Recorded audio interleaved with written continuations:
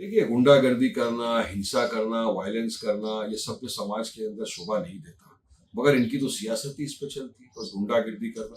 कोई मराठी में नहीं बोला, उसको उठा के लाफा मार देते हैं लोग। तो कानून प्रशासन है ना, हम तो चाहेंगे कि महाराष्ट्र के मुख्यमंत्री फडणवीस जी आए और बोले कि भाई ये सबको बंद करना चाहिए। हिंदी राष्ट्रभाषा है या नहीं, ये बताइए आप मेरे को। अगर कोई मतलब राष्ट्रभाषा से भी आप दूर कर देंगे इंसान को, अगर भाई कोई बाहर का इंसान आया है, यूपी का या बिहार का, बेचारा नौकरी करने के लिए, अगर उसको मराठी नहीं आती, आपने उसको सवाल किया मराठी में जवाब नहीं दिया, तो क्या आप उसको मारेंगे क्या? तो हम तो चाहेंगे कि ऐसे लोगों के ऊपर सरकार सख्ताई बरते, वरना किस दिशा में आप लेके जाएंगे देश। कल अगर मैं चलेगा, समझो बंगाल के अंदर, लोग ने मुझे बोला बंगाली की भाषा में वारिस भाई बात कर, मैं अगर चला गया तमिलनाडु के अंदर किसी काम से, वहां लोगों ने मुझे तमिल में सवाल कर लिया, मैं जवाब नहीं दे सका, तो क्या वायलेंस करें? तो ये सारी चीजें तो देश के लिए नुकसान देगा। डेमोक्रेसी का फिर मतलब क्या है? तो हम चाहेंगे कि महाराष्ट्र की सरकार उचित कदम उठाए और ऐसे लोगों को रोके। यहाँ पे एक होड़ चली है, कौन बड़ा हिंदू। एमएनएस वाला बताना चाहता है कि हम बड़े हैं, अब शिवसेना बताना चाहता है कि हम बड़े। शिवसेना वाले ने जाके एक जगह तोड़ फोड़ कर दी, तो एमएनएस वाले बताना चाहते हैं कि हमने अब इस तरह का वायलेंस करें। तो ये अपनी अपनी सियासत चमकाने के लिए महाराष्ट्र का बेड़ा गर्क कर रहे हैं ये लोग। अस्तित्व की लड़ाई है। बिल्कुल, ये अस्तित्व बचाने के लिए तो कर रहे हैं, क्योंकि वो जो शिवसेना ने जाके तोड़ फाड़ किया बीच में। अब उसकी बात मैं आपको बताऊं क्या है। कुणाल कामरा एक स्टैंड अप कॉमेडियन है, उसने एक शो किया, उसने किसी का नाम लिए बिना अल्फाज इस्तेमाल किए। आपको इतने दिल को ठेस पहुंच गई कि आप फौरी तौर से जाते हो गुंडों को लेकर और जाके स्टूडियो तोड़ देते हो जहां पे रिकॉर्ड हुआ था। और वो सी जिसके लोगों ने जाके तोड़ फोड़ की, शिंदे साहब के लोगों ने, वही शिंदे साहब थोड़े से उनके खिलाफ बोला, जो कि शिवसेना तो उनके उद्धव ठाकरे वाले रोज बोल रहे इस तरह के अल्फाज, उनके खिलाफ इसमें बोलने के ऊपर तोड़ फोड़ मचा दी और शिंदे साहब ने कुछ नहीं किया। यही शिंदे साहब ने, जो रामगिरी था, जिसने हमारे हुजूर मोहम्मद मुस्तफा सल्लल्लाहु अलैहि वसल्लम की शान में गुस्ताखी की, उसको कहा कि तेरे बाल को बांका नहीं होने दूंगा। सोचिए, उसके अल्फाज से करोड़ों मुसलमानों के दिलों को ठेस पहुंची।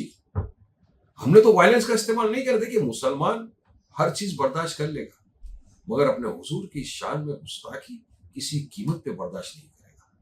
हमने वायलेंस का समर्थन नहीं लिया, हमने एफआईआर दायर किया उसके खिलाफ, प्रोटेस्ट किया उसके खिलाफ, मगर शिंदे साहब ने उसको बचाया, उसको अरेस्ट नहीं होने दिया।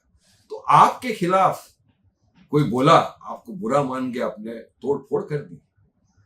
हमारे हुजूर के खिलाफ बोला, हम संवैधानिक तौर से चले। देखिए, डरते हम किसी से नहीं है, हमको भी आता है तोड़ फोड़ करना, बहुत अच्छी तरह से आता है, लेकिन हम कायदे कानून का सम्मान करते हैं, कायदा अपने हाथ में नहीं लेते। और वारिस पठान अगर जाके इस तरह की तोड़ फोड़ किया होता, तो आज तक क्या से क्या हो जाता देश के अंदर। मुझे तो एंटी नेशनल, देश से बाहर चले जाओ, पाकिस्तान चले जाओ, सारी चीजें बोल दिया जाता।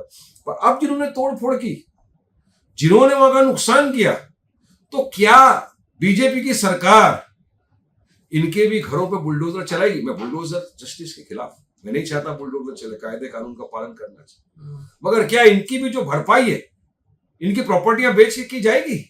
क्या बुलडोजर वहां भी चलेगा? नहीं चलेगा। तो ये दो मुहैया चेहरा जो है सरकार का, ये पब्लिक के सामने। एमएनएस जो गुंडागर्दी पे उतर आई है, उसको लेके क्या कहेंगे? देखिए, इनकी जो सियासत है इसी के ऊपर चलती है, मगर ये खत्म हो गया। कहाँ है? नामो निशान नहीं है। इसलिए अपना अस्तित्व बचाने के लिए, अपने आप को जिंदा रखने के लिए शिवसेना के कंपटीशन में उतर गए और इस तरह की अभी ये मारामारी करने पे उतारू हो गए। सस्ती लोकप्रियता हासिल करना, सस्ती लोकप्रियता है, और आने वाले कॉरपोरेशन के चुनाव को भी देखते हुए, मद्देनजर रखते हुए इस तरह की आम दिन ये लोग हरकतें कर रहे। मगर चीफ मिनिस्टर देवेंद्र फडणवीस है, उनके हाथ में होम डिपार्टमेंट है, उनका फर्ज बनता है कि ऐसी चीजें जो हो रही है राज्य में, इस पे लगाम लगाए रोके, और लगाम लगाए उन लोगों के ऊपर भी जो हर दिन अनाप शनाप बकवास करते हैं, मुसलमानों के खिलाफ जहर घोलते, नफरत घोलते, जिसका नतीजा भीड़ में देखा क्या हो। किस तरह से इनके दिल बड़े हो गए, किस तरह से प्रोत्साहित हो जाते हैं कि जिलेटिन की स्टिक रखी हुई है, हाथ में सिगरेट पी रहा है, रिल बना के डाल रहे, उसके बाद जाके मस्जिद में धमाका करते, दीवारों को, मस्जिद को नुकसान पहुंचा जाए। तो हम तो वहां भी कहा ना, मैं तो आपके माध्यम से भी कहता हूँ कि ये एक आतंकी घटना थी, इस पे यूएपी के तहत केस चलना चाहिए और सख्त सख्त सजा मिलनी चाहिए। और जिनकी भाषणों की वजह से, जो बीजेपी के नेताओं की भाषणों की वजह से प्रोत्साहित होकर काम को अंजाम दिया, उन नेताओं पर भी कार्रवाई हुई हमारी सरकार से, मांग है आपके। देखिए, हमने सुना है कल लोकसभा में बिल पेश होने जाने वाला है, लेकिन मुझे यकीन है कि शायद पास नहीं होगा। देखिए, क्योंकि बीजेपी के पास लोकसभा के अंदर मेजोरिटी नहीं है।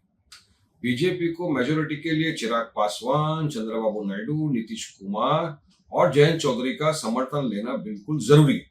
अगर इन चारों ने समर्थन दिया और अगर वक्फ अमेंडमेंट बिल कल पास हो जाता है, तो यकीन मानिए भारत का मुसलमान कभी भी इनको माफ नहीं करेगा, क्योंकि ये सरासर असंवैधानिक बिल है। ये वायलेशन है आर्टिकल 14, 25, 24, 26 का, संविधान का। और ये हमारे मुसलमानों की, हमारे बेवाओं की, हमारे यतीमों के अधिकार की चीज है। ये वक्फ गवर्नमेंट की प्रॉपर्टी नहीं, ये प्राइवेट प्रॉपर्टी है, जो हमारे लोगों ने इसको चैरिटी के हिसाब से दिया है। ये अल्लाह की अमानत है। अगर इसमें बीजेपी साजिश करके, चालबाजी करके कानून लाएगी, तो यकीन मानिए संवैधानिक तौर से इस काले कानून के खिलाफ पूरे देश भर के अंदर आंदोलन होगा। प्रोटेस्ट करना हमारा अधिकार है। हम और ऑलरेडी मुस्लिम पर्सनल लॉ बोर्ड ने प्रोटेस्ट चालू कर दिया है। पिछली जुम्मा को भी हमने हमारा प्रोटेस्ट दायर किया था, काला पट्टी हाथ में बांध के हमने नमाज अदा की, और देश भर में इस काले कानून के खिलाफ प्रोटेस्ट होगा। कि देखिए सर, इसमें जो प्रावधान है, जो ये डालना चाहते हैं इसके अंदर अमेंडमेंट्स, सरासर वो ऐसा दर्शाता है कि बीजेपी की सोची समझी साजिश है कि वो इस कानून के तहत मुसलमानों की जो वक्फ की जमीन है उसको हड़प कर ले। ये उनकी पूरी चाल है। अब आप हिंदू एंडोमेंट बोर्ड के अंदर किसी मुसलमान को एंट्री नहीं दो, मगर यहाँ पे वक्फ बोर्ड में आप चाहते हो कि नॉन मुस्लिम आए। क्यों भाई? एसडीएम कलेक्टर को आप पावर दे रहे हो। कौन सा एसडीएम और कलेक्टर बोलेगा कि नहीं? तो बोलेगा लिटिगेशन प्रॉपर्टी है, सीधा चली जाएगी गवर्नमेंट को। कोई सरकार के अगेंस्ट तो नहीं जाएगा ये एसडीएम या कलेक्टर। उसके बाद में आप वक्फ बाय यूजर था, उसका क्या होगा? उसको आप हटा देंगे। लिमिटेशन का जो एक्ट है वो यहाँ पे दूसरी जगहों पे नहीं है। तो ये सारी चीज असंवैधानिक तौर से सरकार करना चाहती है, फिर झूठे भरम फैला रही है कि नहीं ट्रिब्यूनल में, वक्फ बोर्ड में ऐसा होगा, धांधली गड़बड़ी, तो उसके खिलाफ आप कुछ आवाज कर नहीं सकते। सब गलत। अगर ट्रिब्यूनल कोई गलत फैसला देता है तो आपको पूरा अधिकार है कि आप उस फैसले के अगेंस्ट में रिवीजन फाइल करिए हाई कोर्ट में।